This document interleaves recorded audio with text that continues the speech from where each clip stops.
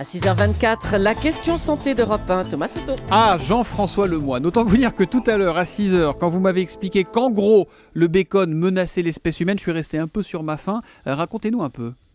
Alors, des spécialistes ont analysé des échantillons de sperme provenant de volontaires, on en trouve toujours, qui avaient fourni des détails sur leur alimentation. Une association négative, c'est-à-dire 30% de spermatozoïdes normaux en moins, a été mise en évidence entre la consommation de hot dog ou de bacon et la qualité du sperme. En revanche, la consommation régulière de poissons à chair blanche a un effet positif sur la qualité des spermatozoïdes. Bon, donc le bacon au petit-déj, on oublie. Et alors les cabillaud et autres filets de flétan, il faut les prendre dès le petit-déj pour doper notre fertilité ou pas ?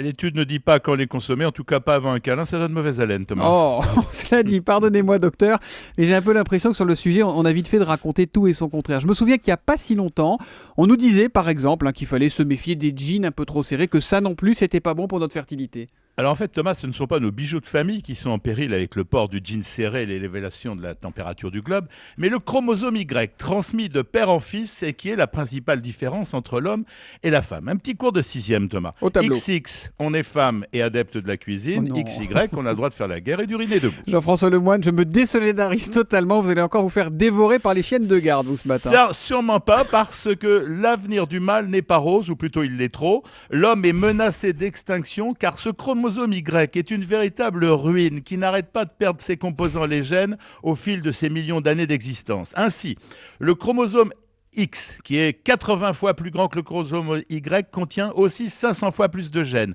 Désolé de vous l'apprendre, le mâle est une combinaison imparfaite. Prenez la femme, avec ses deux chromosomes X, l'un peut à tout moment réparer l'autre, alors que chez l'homme, l'X et l'Y sont livrés à eux-mêmes en cas de modification. Bon, et alors la fin du chromosome mâle, la fin du Y, c'est pour quand ?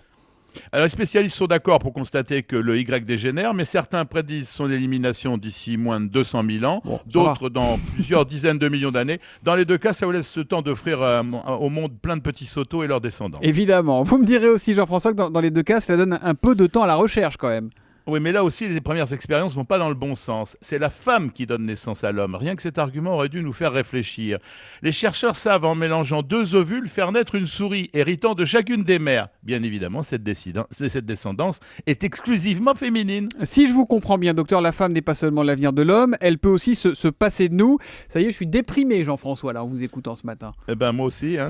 Par son patrimoine génétique, la femme tient l'avenir de toute l'humanité. Ça fait peur. Mais il faut s'y faire. Le sexe dit faible est le plus fort. Bon, comment on sauve l'homme alors ? Alors en fabriquant de façon totalement artificielle de super chromosomes Y et en utilisant la technique du bébé éprouvette, à moins que l'on puisse avoir recours un jour à la méthode hermaphrodite qui permet l'autofécondation, c'est la solution adoptée par certaines plantes, le ver solitaire ou encore les escargots, mais on sera alors, Thomas, dans un monde de clones qui n'acceptera plus la différence. Merci beaucoup, Jean-François Lemoyne. On vous retrouve demain matin à 6h25 pour la question santé sur Europe 1.